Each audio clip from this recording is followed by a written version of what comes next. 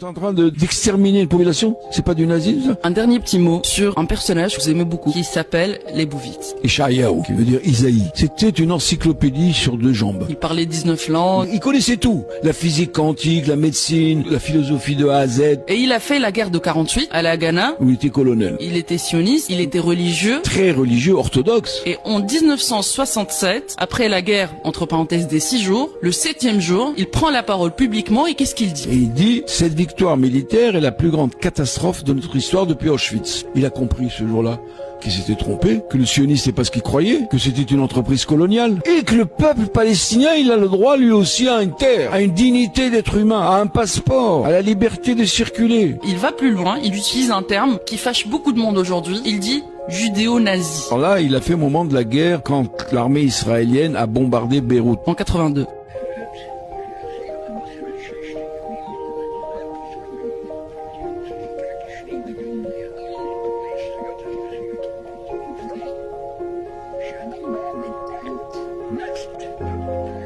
Et ce terme, vous l'avez utilisé dans votre livre, en fait. Je l'ai cité, mais j'ai pas truché, hein. Et vous l'adoptez, ce terme-là? Oui, en ce moment, oui. Il y a quelqu'un qui a dit que les Gazaouis ne sont pas des êtres humains. C'est du nazisme, hein. Il a pris autant de temps pour réaliser que, au départ, c'était problématique. Nobody is perfect. Vous ne vous rendez pas compte qui était Leibovitz. Il faut l'avoir lu comme moi, pas mal, parce que j'ai traduit 7 livres. T'es en train d'exterminer une population? C'est pas du nazisme, ça? Un dernier petit mot.